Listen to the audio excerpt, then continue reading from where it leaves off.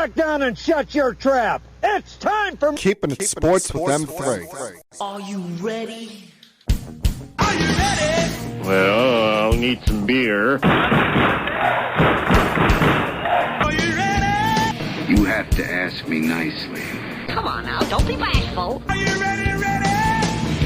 Are you ready for Place for the best sports talk and news surrounding each league. I can prove it with my usual flawless logic. Hey, man, this time we're gonna do it my way.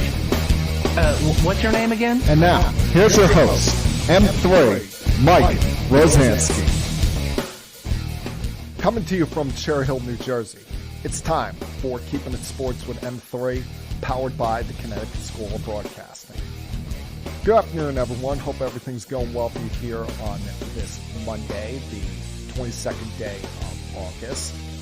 I think actually last week I called it the 15th day of April. If I did my mistake, I apologize on that. I mean, how could I get this month so wrong when you could argue for personal reasons that it's my favorite month of the entire calendar year?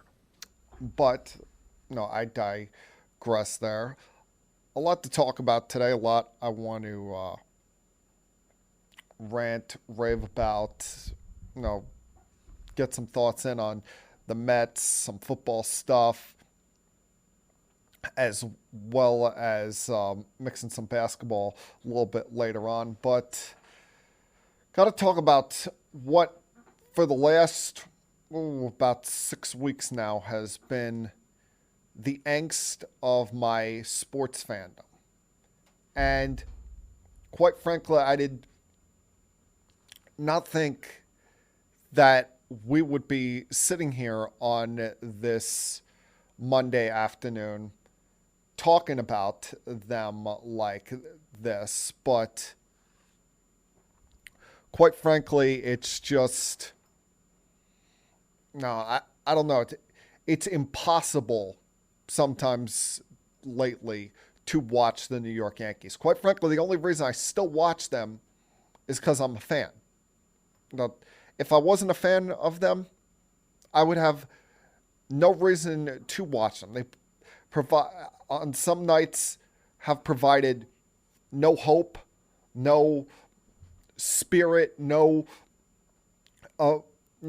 lacking the emotion that this fan base has, from lacking the intensity, the want to win that this fan base has. Because, there have been moments over this last, whatever it's been, 6-7 week stretch here, in which they've played around .330 ball. I mean, since July 9th, they're 13-25. That's the mark of a bad team.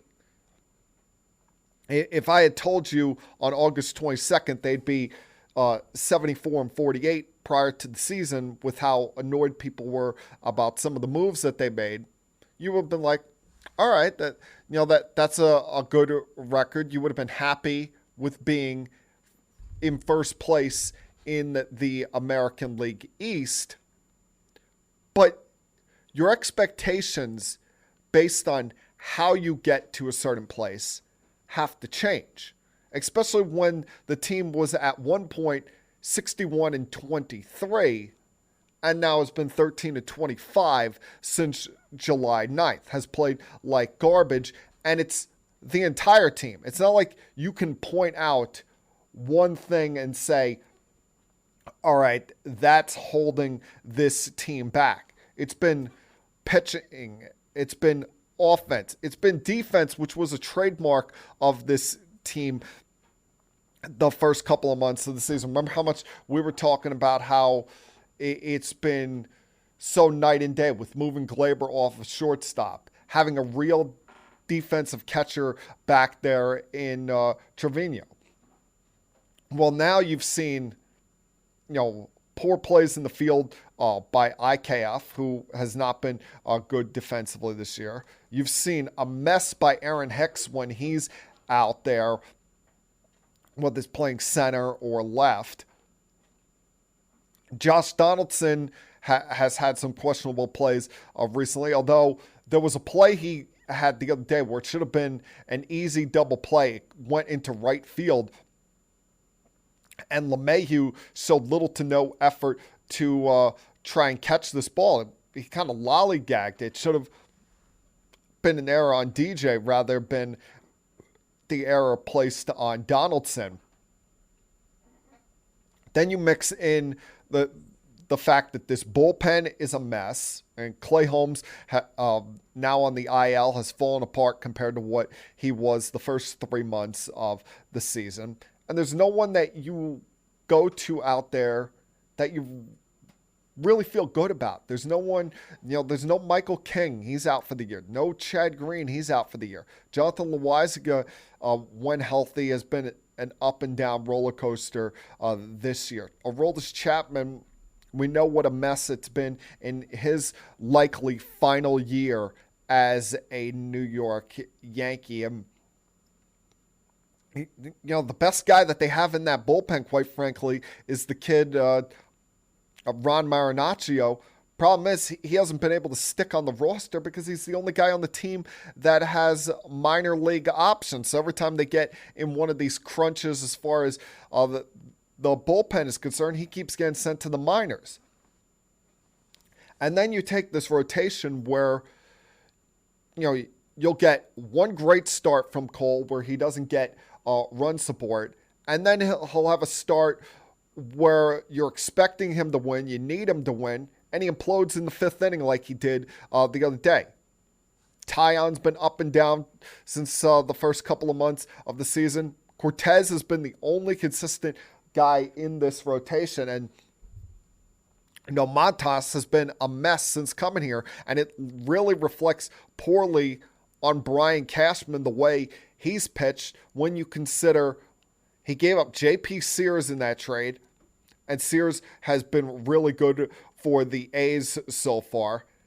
And he traded Jordan Montgomery for a backup outfielder in Harrison Bader, who we're not even sure if we're going to actually see this guy take the field and, do this weird concept. It's called actually play baseball for the Yankees this year. And he's been lights out for the St. Louis Cardinals. Well, what you add to this is not just is there like this doom and gloom feel over the Yankees right now, but there's also really no accountability held to, this team as of late. There's no, if you play badly, you sit. If you play well, you continue playing. Like, up until when Aaron Hicks got benched last week, it seemed like they were just going to continue giving him a million chances.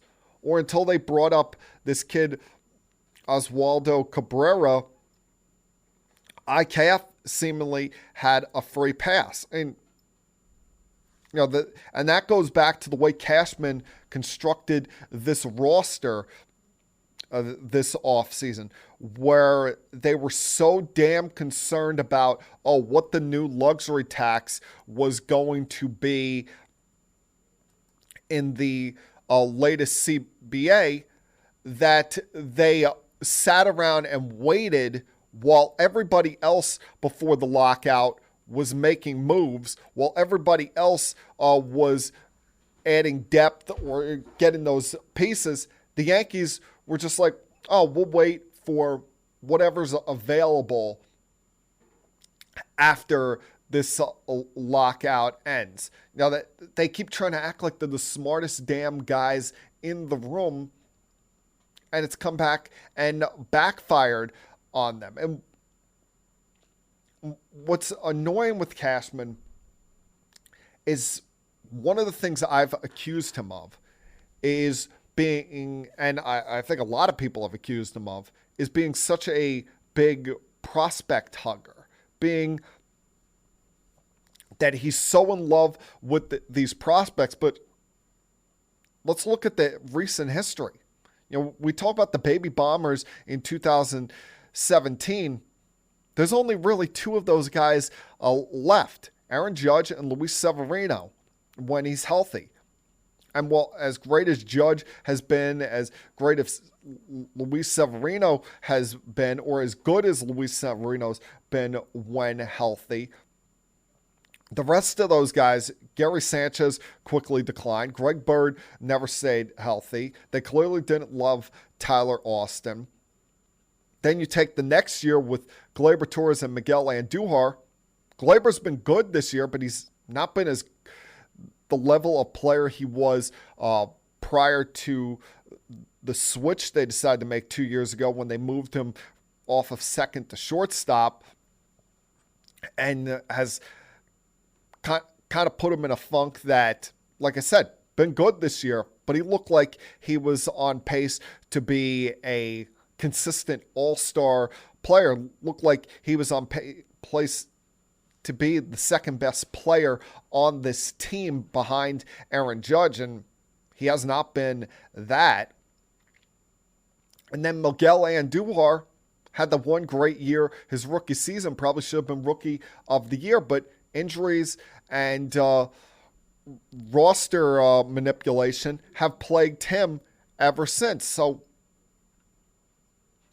you know, what's the point of holding on to all of these prospects if, you know, like I've said, not all of them are going to turn out great. Not all of them are going to play for the New York Yankees. It's just not feasible roster-wise. Hell, you know, if you want to hold on to Anthony Volpe because you think he's going to be the next great thing, fine.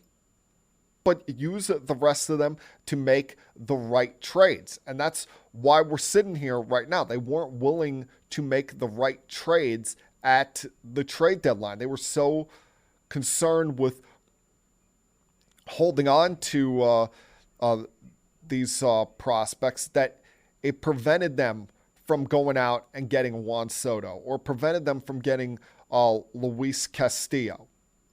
And you've seen the benefits it's had for those teams.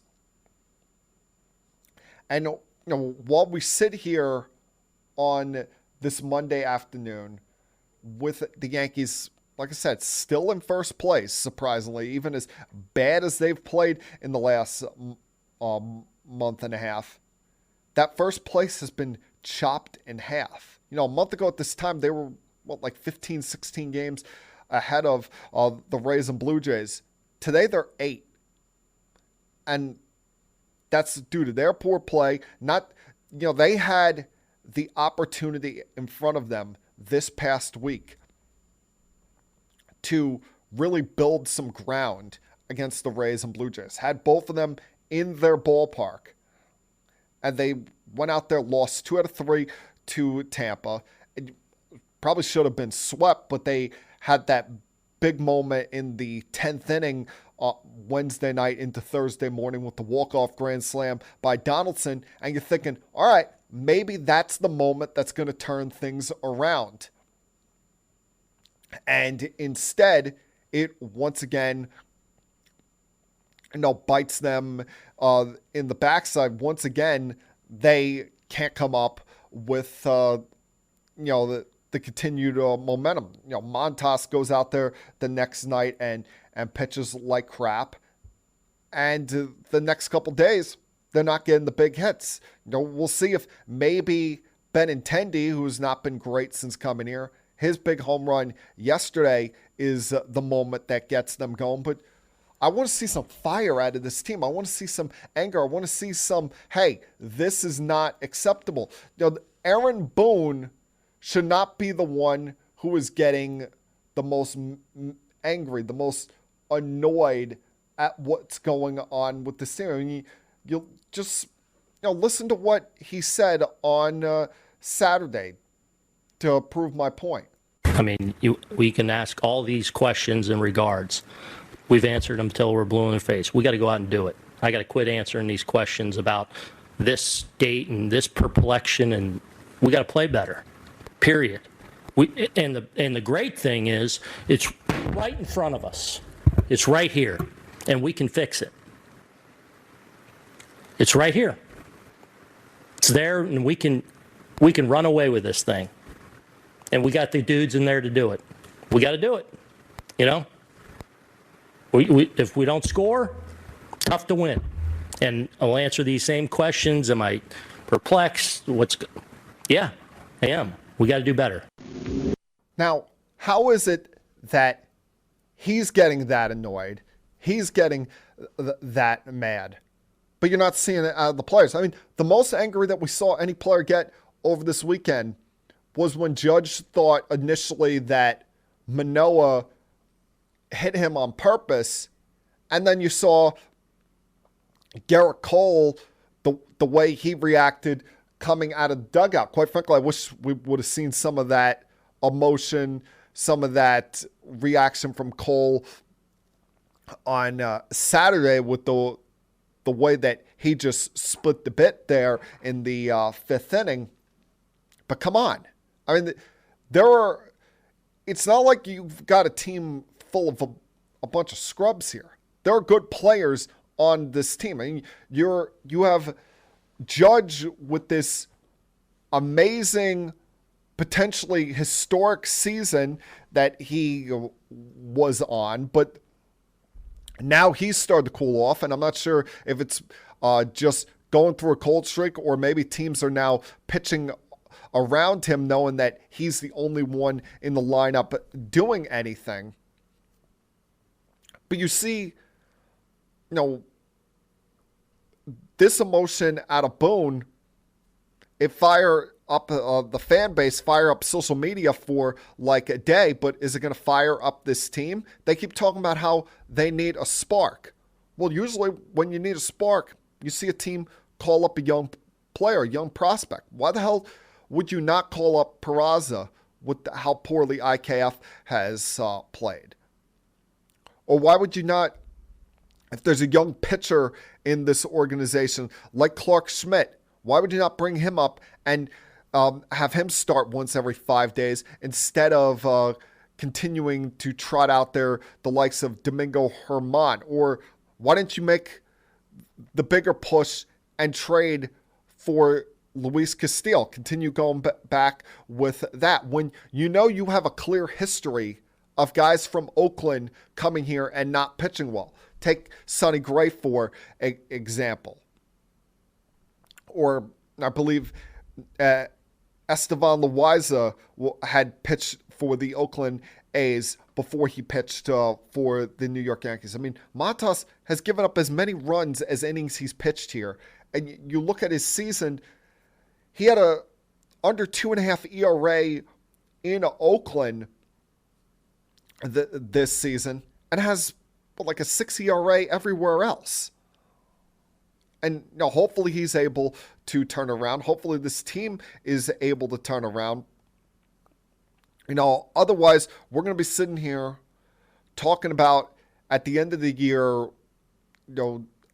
a year where you're disappointed once again, where you're saying, oh, what could have been after that first 3 months?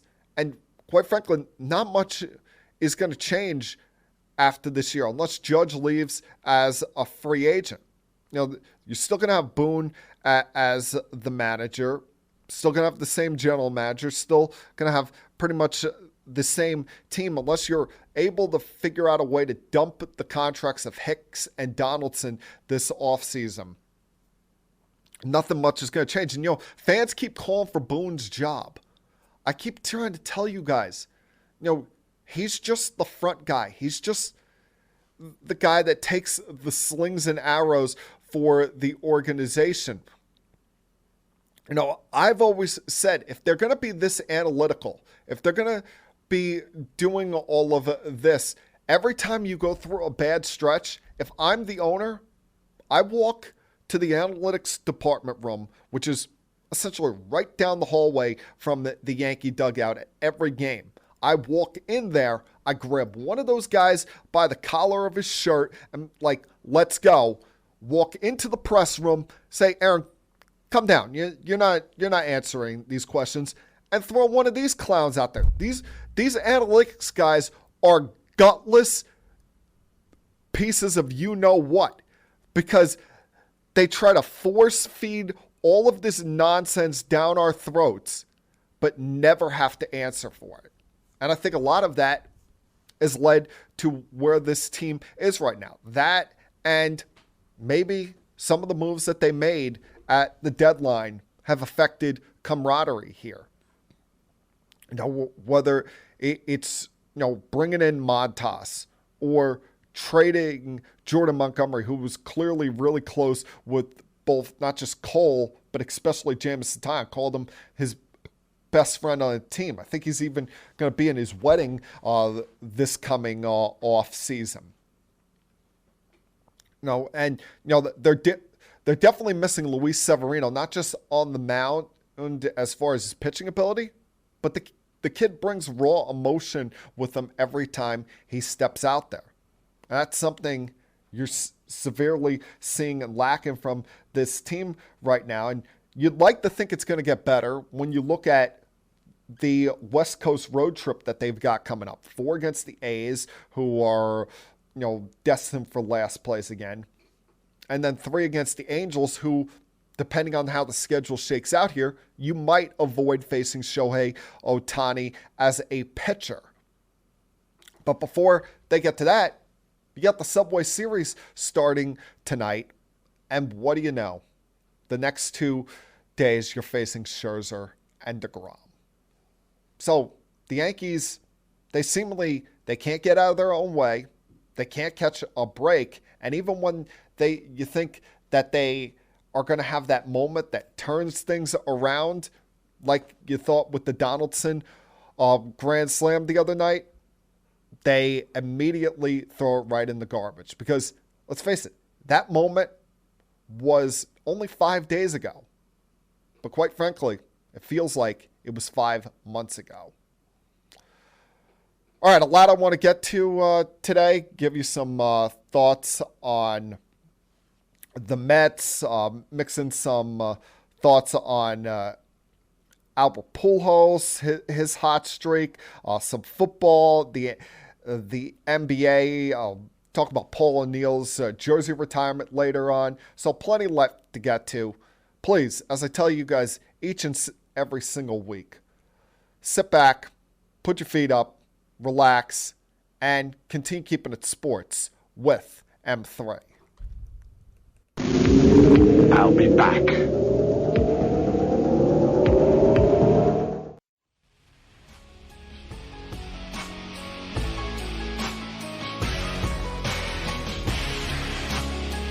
Now, as I was talking about just a minute with the Yankees, the lack of accountability, lack of energy, that's the complete opposite of what you're seeing across town right now in Queens when it comes to the New York Mets. And yeah, winning brings a lot of energy, brings a lot of fun.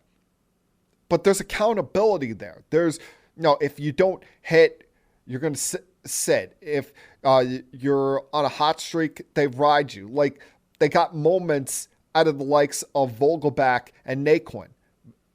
Ruff has given them a spot or two, and that's put pressure on guys to keep playing, keep putting up big performances. I mean, Naquin, he had that 2 home run game when he first got here. Then he went on a little bit of a cold streak, got sit down for a bit to put Canna back out there. And what do you know? Canna rewards Buck's faith yesterday with a big game, especially late. They're down 7-4, and he was the biggest reason they came back and won the game. Had the game-tying 3-run homer in the 7th, and then the go-ahead bomb in the 9th off David Robertson, whom, quite frankly, I was not sure why he was pitching in that game after throwing 36 pitches the night before. But, that's the kind of things that it takes a collective from a collective unit during the course of the season. I mean, last week, it got off to a bad start for the Mets. With not just losing 3 out of 4 in Atlanta, but the fact that you thought that their bullpen was going to be run completely into the ground, losing in back-to-back starts Carlos Carrasco and Taijuan Walker to injuries. But even in losing 3 out of 4 to Atlanta, who's gotten hot all of a sudden, DeGrom and Scherzer picked them up the next 2 nights. Even in DeGrom's losing effort on Thursday, which was not his fault. Once again, he gets little to no run support from the Mets. They went deep in the game, allowing their bullpen to reset, knowing that they had the doubleheader coming up on Saturday against the Phillies, knowing that you were going to be starting some less than desirable options in Trevor Williams and running David Peterson out there. That's what you're looking at your big horses doing. That's what you're hoping that they do each and every single time out. And now, even though they've lost 4 of their last 6 in the Subway Series at Yankee Stadium, they've got Scherzer and DeGrom lined up the next 2 nights to go up against a Yankee offense that has been very pedestrian for the last 6 weeks. Add that to the fact that I know he hasn't hit much over the last couple of days, had the big home run in his debut, but hasn't done much after that. But you injected some youth, injected some energy in bringing up the top prospect, Brett Beatty, or Beatty, however we're pronouncing it, for this team. And now that seemed to really inspire the team for a couple of nights there. Now, they once again have Atlanta right on their heels and can't afford a slip-up here because the Braves have gotten hot. They've won 11 of their last 13. Gained ever since losing 4 out of 5 against the Mets at Citi Field about 2 weeks ago. They've been able to gain 3 games on them in the standings. Currently sit here at 75 and 48 with a sizable lead for the first wild card spot over the San Diego Padres. The Padres who, have to be a bit concerned right now, have to have a little bit of, buyer's remorse, should we say, with what they're seeing currently from Josh Hader, who, maybe the Milwaukee Brewers knew something. I came on here after the trade deadline and ripped the Brewers. Thought that was the big mistake of this trade deadline. But maybe they, in fact, knew something that the rest of us didn't. The fact that Hader struggled in July, pitched to like a 12 ERA in July, and has been so bad so far for the Padres that Bob Melvin removed him from the closer role, saying that he needs a bit of a break. And, the Padres, they can somewhat afford to do so, even though they're only a game and a half, surprisingly, over the Phillies for the second spot in the National League Wild Card mix. You look at the National League Wild Card, it's really a 4-team race. Should we say 3 teams for 2 spots? Because I think the Braves are firmly in there.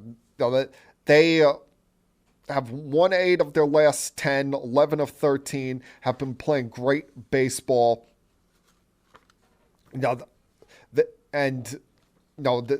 seem to be looking back. Don't have anyone on their heels. But you have the Padres, Phillies, and Brewers all within 2 games of each other. Padres and Brewers are 1 back in the loss column of the Phillies.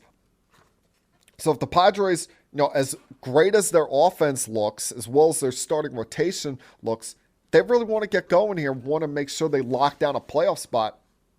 Hader's got to get himself straightened out here. The only saving grace for them here is that they traded Taylor Rogers to the Brewers, and he's been no world beater either. I mean, that's the confounding thing about these relievers. One year they're great, one year they're bad, but it's been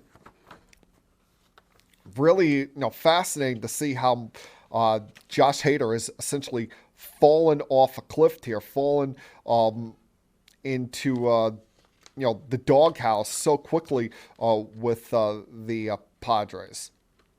Now, while we're on it, look at the American League Wild Card standings, where right now you have, essentially a three-way tie for the first spot. The Rays and Jays each have one less loss than the Mariners, but the Mariners have one more win than them. They've played two more games, so that's why they're percentage points behind them. And the teams behind them, the Twins, the Orioles, and the Chicago White Sox, none of whom do I really feel good about, none of whom do I really trust, because the Twins, it seems like they've been shuffling guys in and out of their rotation all year long due to injuries. The Orioles have been pesky, been a fun story, but until you see a young team go the distance like that and do it for a full season, it's hard to truly believe that they're real. It's hard to think that, they're going to complete this thing. And then there's the Chicago White Sox, who it's baffling to me with all the offensive firepower that they have and the season that they're getting out of Dylan Cease, the fact that they have a run differential of minus 29. And you're seeing foolish things night in, night out by Tony La Russa. I saw this the other night where he intentionally walks a batter with first base open. And that's the problem there is, he's trying to set up the force play at every base. I understand that. But he intentionally walks the batter when there's 2 strikes and 2 outs in the inning. And 2 strikes, and the pitcher's looking at Tony like, are you serious here? I had 2 strikes on the guy, and there's 2 outs. I can get this guy out. Tony, I don't like to be an ageist, but the game is starting to look like it's passing Tony La Russa by. And if the White Sox fail to make the postseason after all the preseason hype about them, if you're Jerry Reinsdorf, you've heard how, pissed off this fan base has been, how they've been booing Tony every single night. How do you not make a move and send him back into retirement if this is ultimately the fate of the White Sox season? Now, what is one of the best stories in baseball right now is not just the recent hot streak of the St. Louis Cardinals, but a big reason about that hot streak is the continued retirement tour of Albert Pujols, who you thought that this was just a symbolic gesture, that he wasn't going to provide much for this team. And in the first half, it didn't look like that. Clearly it was a symbolic gesture for him to be on the All-Star roster based on the way he played in the first half. But in the second half of the season, he's been on fire. Now, all year long, he's been mashing left-hand pitching. But in the second half so far, he's slugging 500, or slugging over 900, got an on-base of 500, has been on a tear, especially over the last week, with 5 home runs and 11 RBIs. And it was fun to see for the second time in a 5-game stretch, a multi-home run game out of Pujols on Saturday against the Diamondbacks. And what this hot streak has done for Pujols, I know he's continuously said, this is it, no matter what. I'm retiring. I'm done. But I pray that the streak that he's on lasts for these final 6-7 weeks of the season. Because now it's put him within reasonable reach here. The Cardinals have 42 games left in the season, and Albert Pujols is currently sitting here at 692 career home runs. I've never seen in my lifetime someone hit 700 home runs. Now, I knew Bonds did it, but who knows how real that is. Now, I knew that Bonds was essentially a video game based on what had been put into his body. Clearly, I was not old enough to see Hank Aaron or the legendary Babe Ruth do that either. But now we got a chance for the fourth player in Major League history to hit 700 home runs. The first to do it cleanly since the legendary Hank Aaron passed Babe Ruth almost 50 years ago. Hopefully he gets this done. Hopefully he's able to pull off this, what would be a remarkable, unbelievable feat, especially when you think about how his career, let's face it, started to fall apart when he played for the Anaheim Angels. He had some good years, but he was nowhere near, what they called the machine that he was with the St. Louis Cardinals the first time around. So very hopeful that Albert is able to pull off this very historic feat. Gonna take another break here, come back on the other side, turn my attention to the NFL, continue keeping it sports with M3. I'll be back.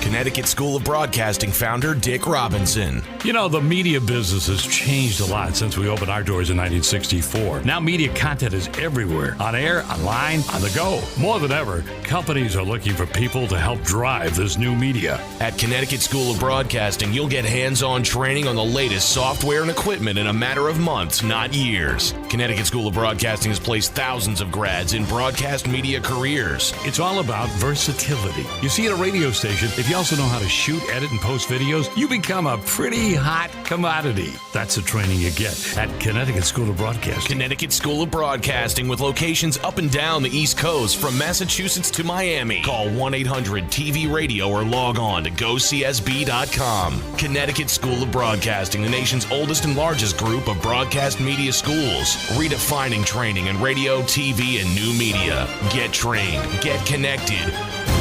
1-800-TV-RADIO.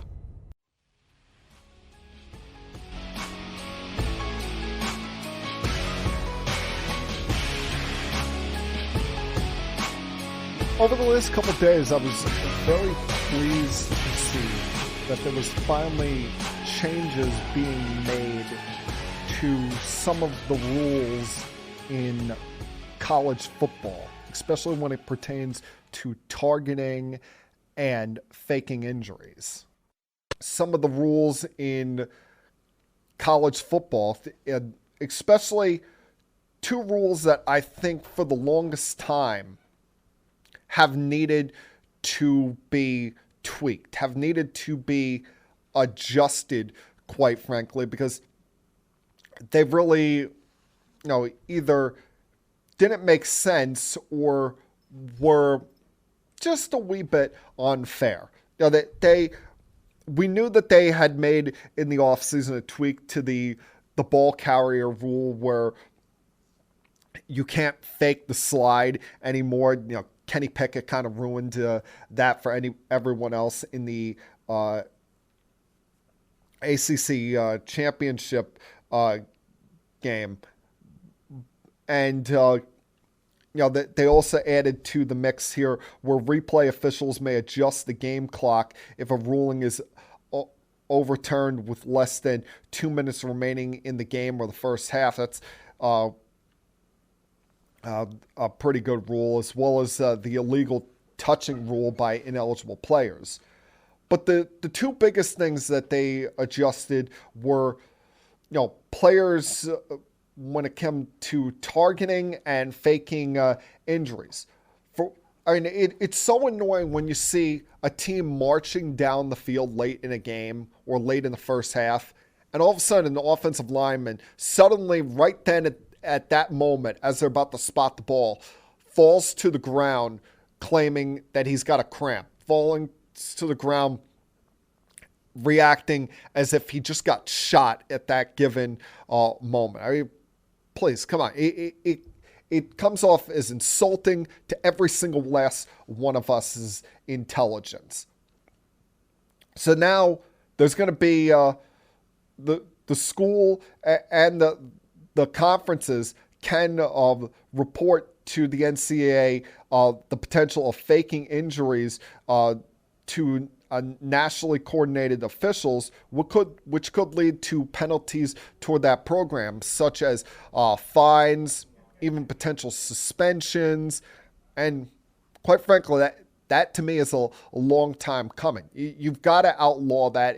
It's bad enough when we see it in the pro ranks, and it does go on in the NFL, but in college, quite frankly, it comes off as shameful. But even more so, I love that they adjusted the targeting rule.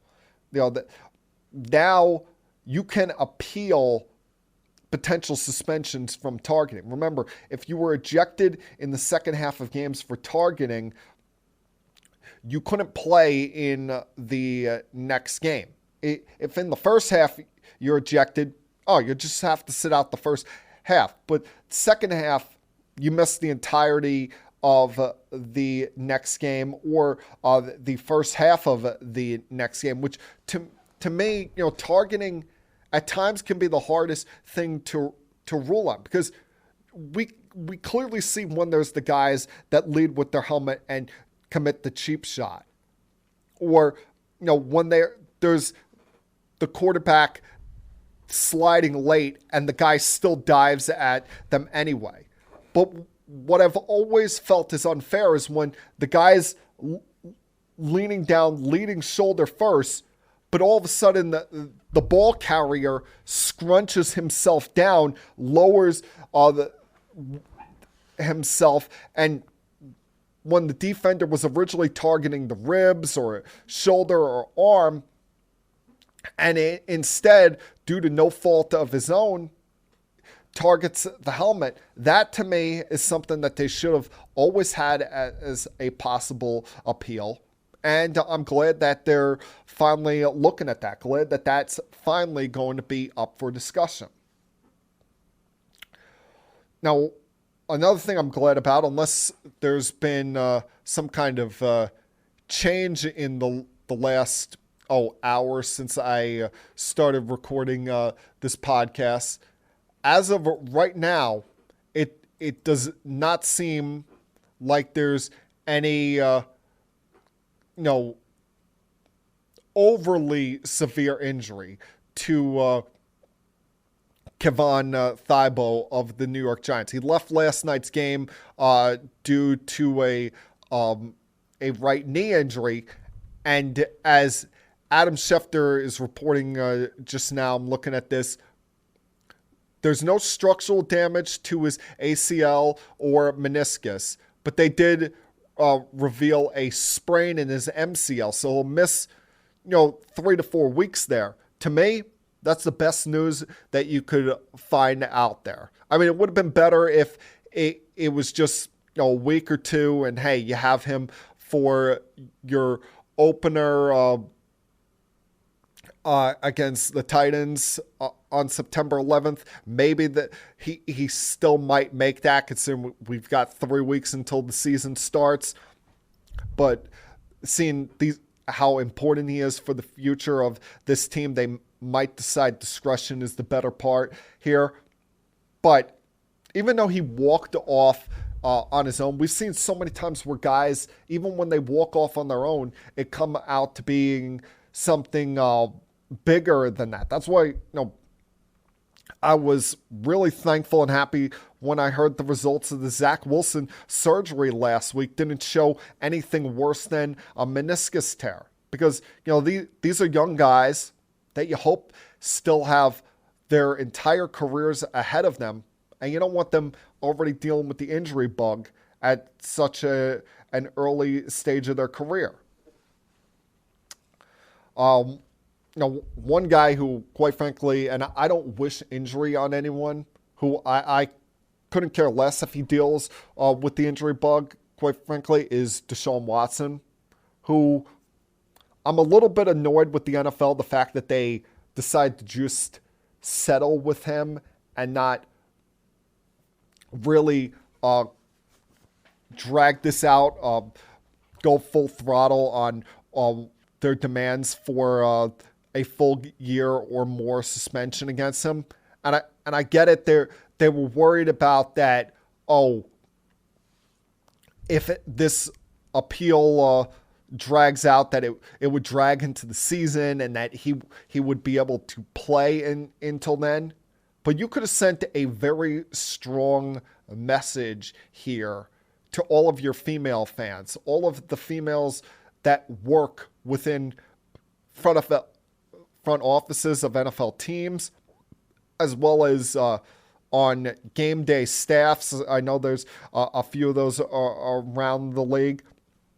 That, hey, we're taking this serious now. We actually care about sexual harassment and punishing those who create this kind of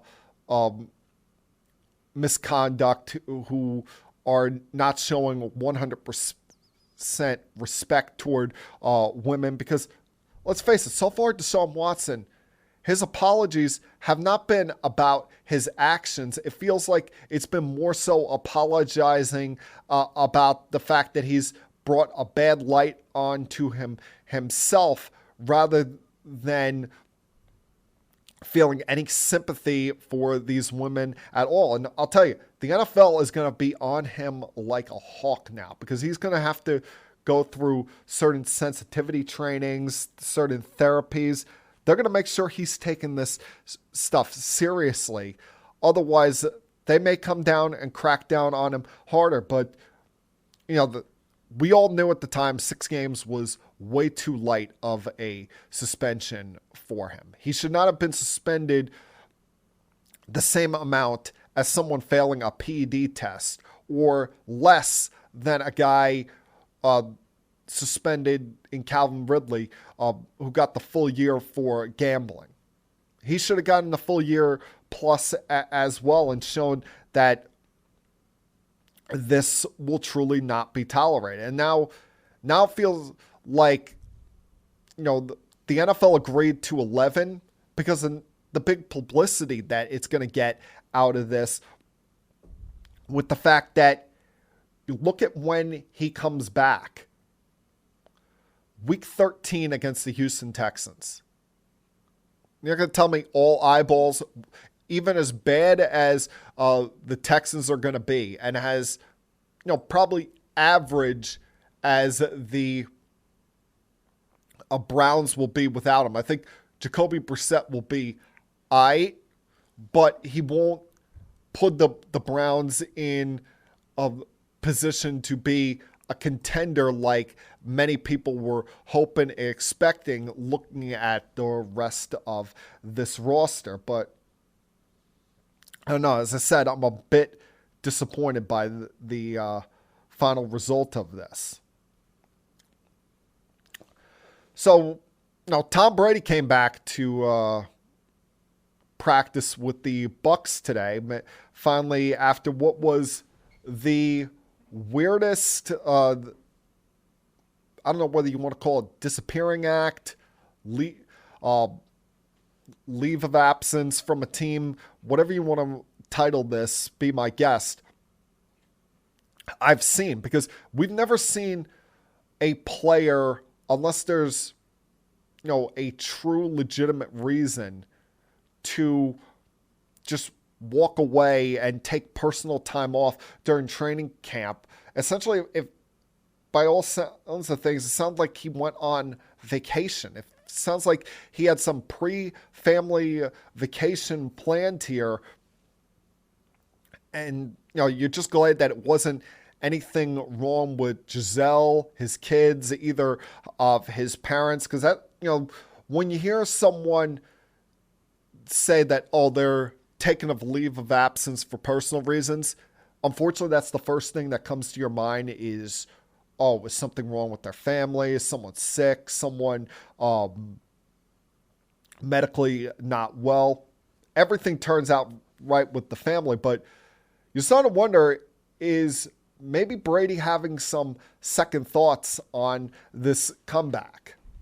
And that was the first thing that came to my mind on this. Not, the idea that Reddick tried to throw out there last week that, he took this time off to go be one of the celebrities in the Masked Singer coming back next month. No, that if he did that he would get crucified, get killed by everyone out there for even trying to pull off that kind of nonsense. People would never forgive Tom Brady for doing that. But this the time away, maybe he was doing a little soul searching as well and wondering, did I make the right decision? Because you look at what's gone on here. He still does not have Chris Godwin. Who knows when he's going to come back? Gronk claims to be fully retired this time, although maybe Tom talks him out of it. And it seems like every time you turn around, there is a problem with the Buccaneers offensive line. They've already lost Ryan Jensen for possibly the year. Over the weekend, they lost Aaron Stinney, who was competing for the left guard spot. And although they have guys there that are competing for that role, there's only so many bumps. There's only so many times that you can get kicked in the gut like that or lose a piece of depth before you start to look around and be like, we're running out of people here because we're without Jansen for possibly the season. Now we lose Stinney. They already lost both of their guards this offseason with Marpet retiring and Kappa going to the Bengals. Now you have this thing with Tristan Wirtz dealing with an oblique strain. And although you don't worry about that too much with an offensive lineman because these guys aren't typically your chiseled six-pack guys like a tight end or a wide receiver would be, the oblique we've seen be an injury that tends to linger, tends to be, a continuous problem for players and teams. So, maybe Brady is starting to have some questioning on whether he should have came back to this team. I mean, the only bigger story with Tom Brady in the last 48 hours than, what's going on with him is the news that Dana White claimed over the weekend, claiming that he tried to help broker a deal to get Tom Brady to the Oakland Raiders back in 2020 when he was a free agent. And now it all makes sense because remember about a year or two ago, Brady was doing a podcast somewhere where he was almost laughing at a team choosing to keep their current quarterback over bringing him in. Now, it's funny to think what could have happened, what might have happened if, John Gruden wasn't the head coach of the Raiders. And what's funny about all of this, reading the comments by Dana White, he was on this ESPN special, I think it was on ESPN Plus, called UFC with the Gronks, hanging out with the Gronkowski family. And he said, quote, "It was almost a done deal. And at the last minute, John Gruden blew the deal up." John Gruden, it felt like the entire time he was the head coach of the Oakland, now Las Vegas Raiders, was looking for a reason to either replace, bench, kick to the curb, whatever you want to call it, Derek Carr as his quarterback, he has the opportunity to bring in the greatest of all time, doesn't have to give up any assets, just sign him as a free agent. And he says, nah, not going to do that. I mean, Al Davis must be rolling in his grave. Mark Davis, while he's getting his ridiculous haircut, it must still be thinking to this day, why the hell did I bring this clown back here? I mean, the best thing that could have happened to the Las Vegas Raiders is all that went on with John Gruden last year and the racist emails. I mean, yeah, it's bad to know that racism still exists in this world, but hell, for them, at least it got him the hell up out of there. Now, before I get the hell up out of here, I'm going to take one last break here. Come back on the other side, talk about the Knicks, and some final thoughts on the retirement of Paul O'Neill's jersey. Continue keeping it sports with M3. I'll be back.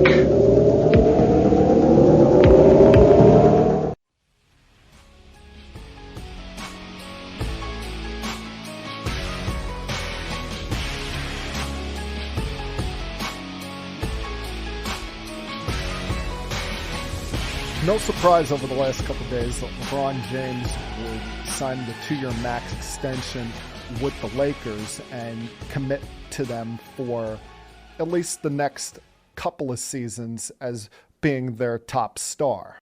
You would still like if Anthony Davis would step the hell up and take some of the burden off LeBron, having to be that team's best player and max LeBron out at only playing, about 60 games per season and not so many back-to-backs. But clearly at this age, LeBron is still one of the top 2 to 3 players in this sport and looks like he's still got plenty of tread left on those tires there.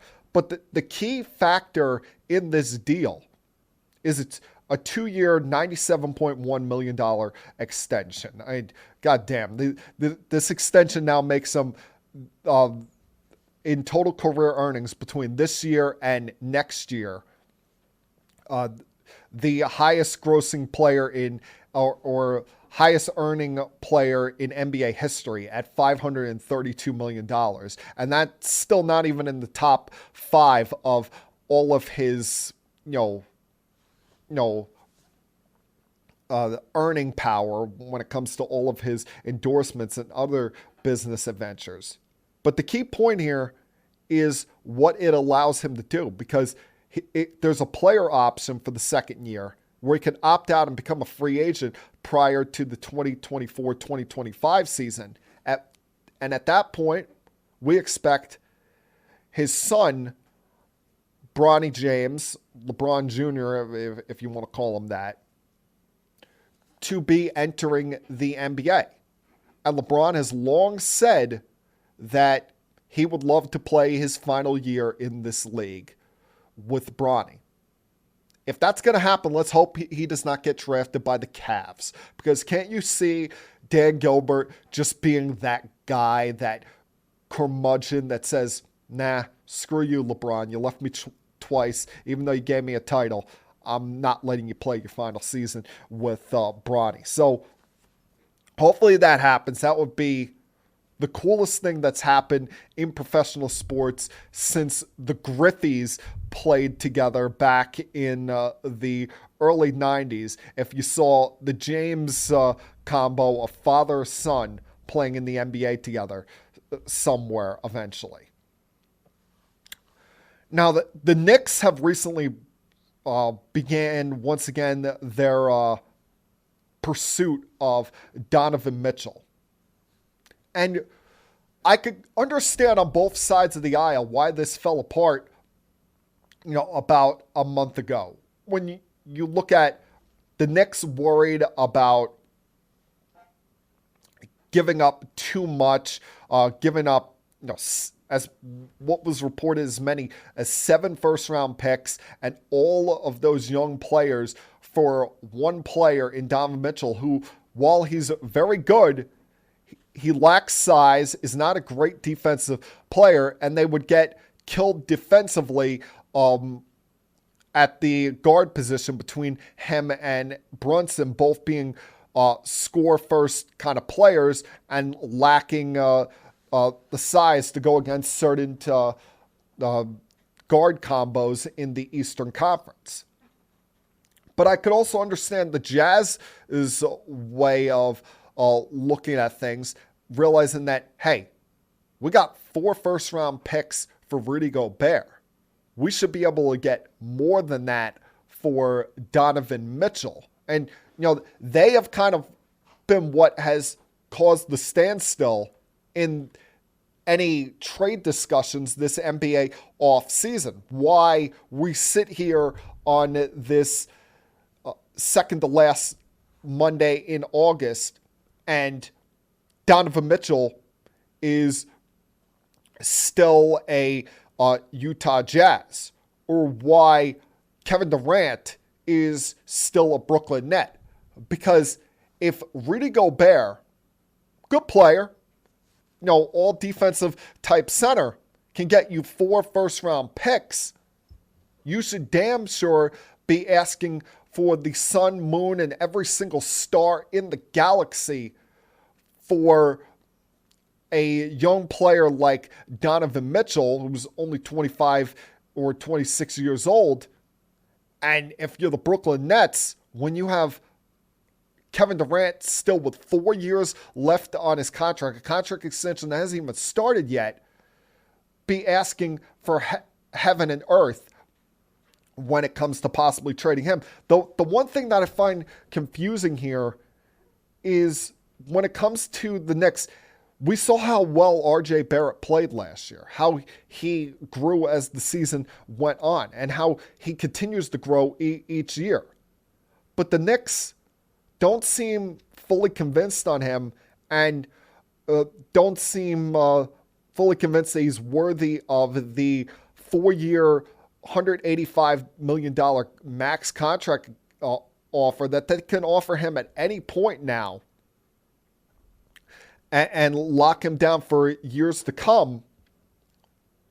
And you also have not just people within that organization, but you have the head coach in Tom Thibodeau, who would rather trade him in a deal to the Utah Jazz than give up this kid Quentin Grimes, who had his moments last year. He looked all right. He's no scrub.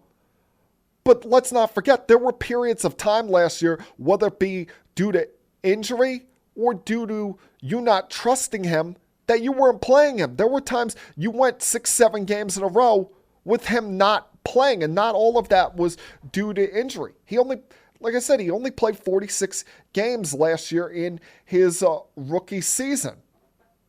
And while he showed moments that he's a good defensive player, could shoot well from 3, has some size to him at 6'5", at the shooting guard position, I don't know if I'd be so quick to give up on Barrett, a guy who's more proven in this league, for someone in Grimes who, you were able to get from the Clippers on draft night and has only played in a half a season worth of games. To me, if I'm going and getting Donovan Mitchell, I'm wanting to pair him with RJ Barrett. I'm wanting to pair him with, Mitchell Robinson and any young players that I don't have to give up in a trade with the Utah Jazz, because you're going to have to give up somebody. You're not going to be able to keep all of these guys, not all of, Emmanuel Quickly, Obi Toppin, Quentin Grimes, and Mitchell Robinson. At least 2 of them are going to have to go in any prospective deal or potential deal, excuse me. But, somewhere along the way, there's got to be some kind of meeting of the minds here. And somewhere along the way, the Knicks have got to make, a big move. Their big move cannot be saying, oh, we brought in Jalen Brunson. He's a good player, but they need to get that player that takes them to the next level without giving up every single asset, so that at some point, if they want to go get another star in the next couple of years, they're still in position to do so. But after last year, what was a step backwards, this year needs to be the step forward that you thought the 2021-2022 season was going to be, especially coming off of making the playoffs as a 4 seed in the previous year. And finally, to close out, as dreadful and miserable as the Yankees have been for the last 6-7 weeks, yesterday was one of those moments as a Yankee fan. You love being a Yankee fan because you got to go down memory lane. And that was the retirement ceremony for number 21, the retirement of Paul O'Neill's number, meaning no one ever again in the history of the Yankee franchise will wear 21. Him becoming the 25th player/manager to get this honor. There's 24 numbers in total retired, but remember the number 8 is retired twice for Yogi Berra and Bill Dickey. And yes, there is an argument to be made that the Yankees have kind of bastardized this, have kind of neutered the whole honor of having your number retired. But I look at the list, and there's really only maybe 3 guys that I think I overly have a big problem with. Maybe Elston Howard, maybe. But the 2 that I have a big issue with are Reggie Jackson and Roger Maris. Roger Maris, yeah, he had the incredible 1961 season, had some really good years with the Yankees. But he's not in the Hall of Fame. He didn't last incredibly long in the big leagues due to injuries, unfortunately. And Reggie, well, he's got the whole moniker, Mr. October, was a feared slugger in his time. People forget. While he won 2 titles here with the Yankees, he was only a Yankee for 5 years, and he won 3 with the Oakland A's. So there's a real argument to be made that number 44 should not be retired with the Yankees. But to me, this was a no-brainer, a no-doubter to get Paul O'Neill's number retired. And I'm glad that they waited and didn't do it right away. No, obviously glad you do it while the guy's still alive, even though he's still relatively young in his early 60s. But glad that we didn't just do this in like 03, 04. That would have been relatively easy.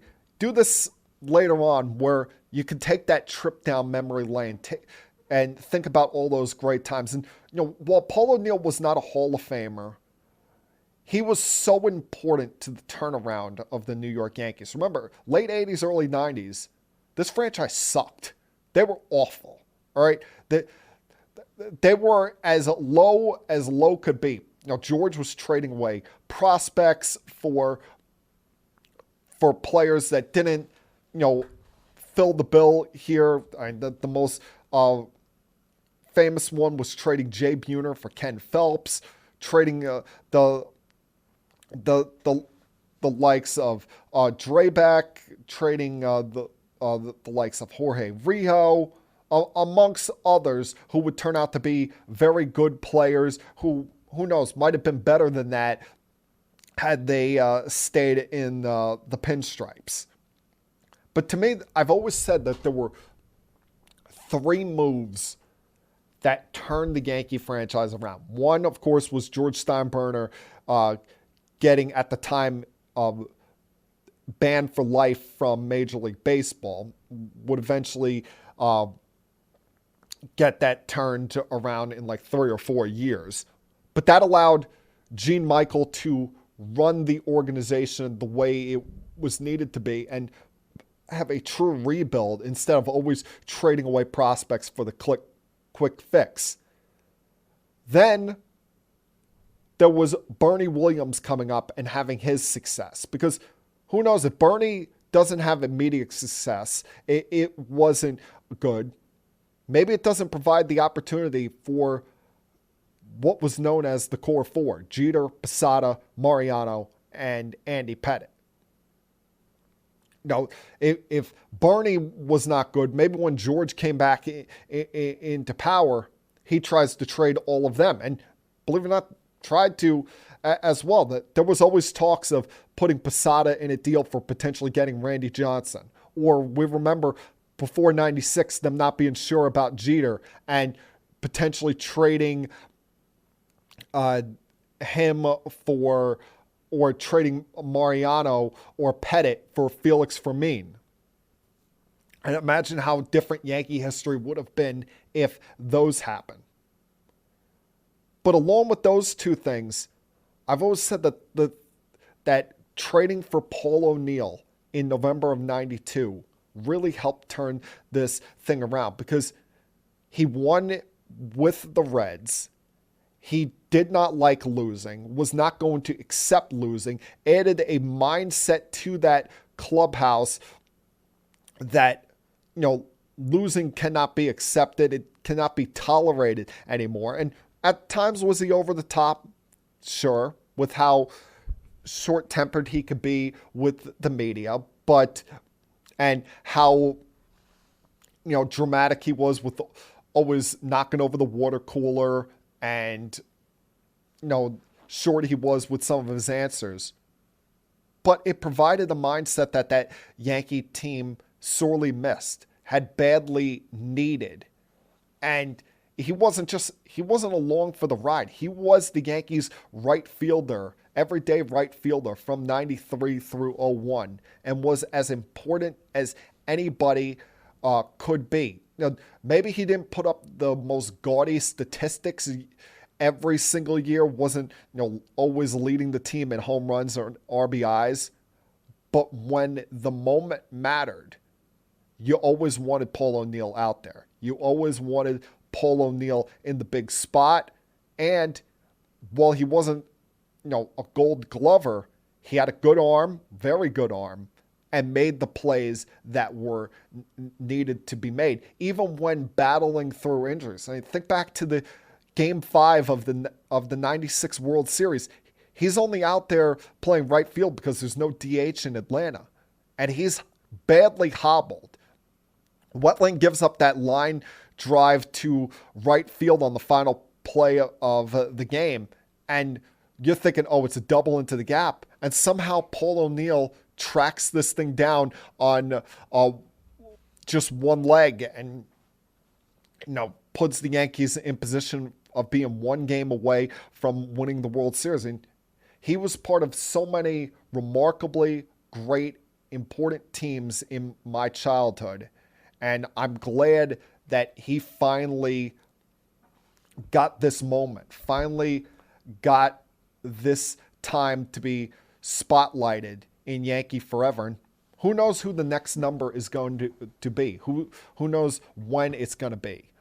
I don't think, as much as I like the guy, I don't think it can be Tino Martinez, because then he was not as important to the Yankees' overall turnaround, and was not a Yankee as long as Paul O'Neill. And then if you put him in, I think you're opening a Pandora's box where then, oh, you got to put in David Cone. And then if you put in David Cone, you're going to have to put in either, you know, someone like a CC Sabathia or a Mike Messina. And you start getting to the point of, oh, when does it become too much? Hopefully, at the end of this year, and this year they start to turn things around. Hopefully yesterday was that rallying cry beyond just Boone's slamming the table on Saturday. Hopefully, you know, seeing Paul O'Neill's jersey retirement was a rallying cry for this Yankees team. And it's a rallying cry for Aaron Judge. No, because he's carried this team for the most part this year, albeit the slump he's recently been in, and showing what could happen if you're a Yankee forever. Because, while Paul O'Neill is not a lifetime Yankee, he's treated as such.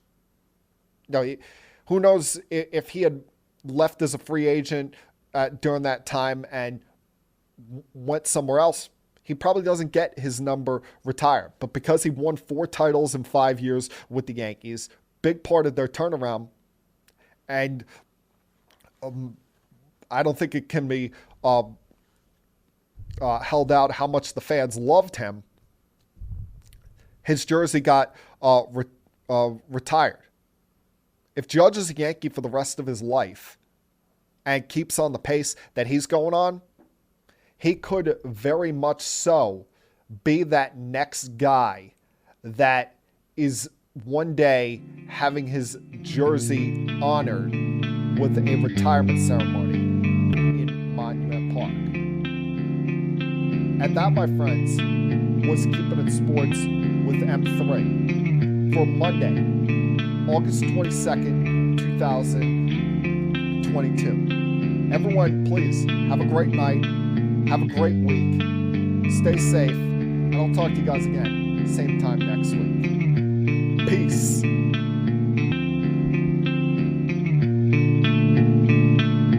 We have to go. Good night, everybody. I have had enough of you. Thank you for all the fun. Thank you.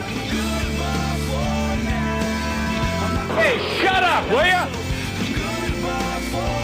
I don't want to see you. I don't want to hear you. I don't want to smell you. Now leave. I'll be back.